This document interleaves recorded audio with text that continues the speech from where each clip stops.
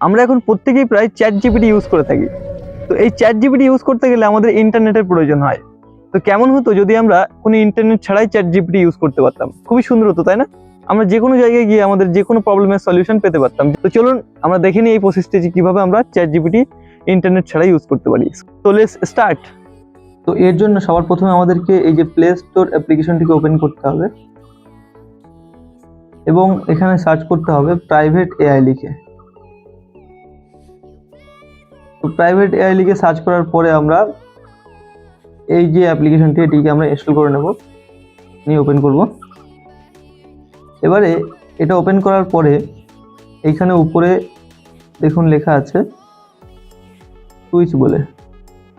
তো এইখানে আমাদের ক্লিক করতে হবে, করে এখান থেকে আমাদের যেটা পছন্দ সেইটাকে সিলেক্ট করতে হবে।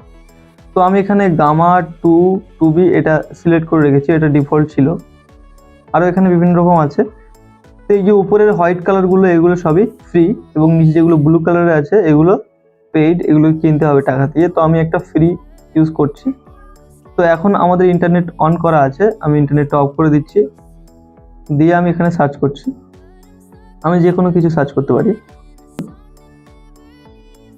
তো আমি এখানে লিখলাম what are some beautiful cities in Japan.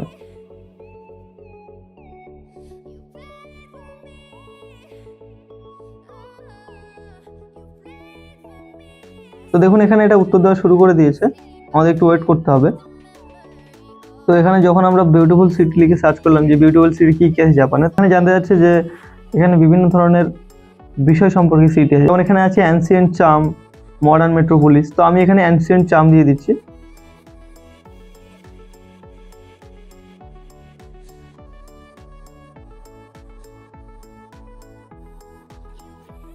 তো আপনারা দেখতে পাচ্ছেন এখানে আমাদের একটা বড় লিস্ট দিয়ে দিয়েছে।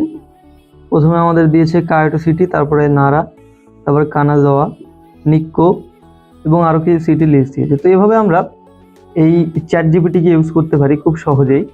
যদিও এটা একটু লেটে রেসপন্স করছে, তবুও এটি ঠিকঠাক রেসপন্স করছে এবং আমাদেরকে সঠিক তথ্য দিতে পারছে।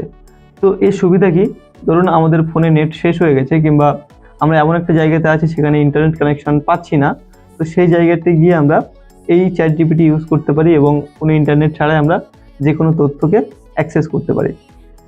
তো এই ছিল আজকের ভিডিওর মূল বিষয়বস্তু। আশা করছি ভিডিওটি ভালো লেগেছে। যদি ভিডিওটি ভালো লাগে অবশ্যই লাইক এবং শেয়ার করবেন এবং আমার চ্যানেলটিকে সাবস্ক্রাইব করবেন। ধন্যবাদ বন্ধুরা, দেখা হচ্ছে পরবর্তী কোনো ভিডিওতে। সে পর্যন্ত সুস্থ থাকুন, ভালো থাকুন।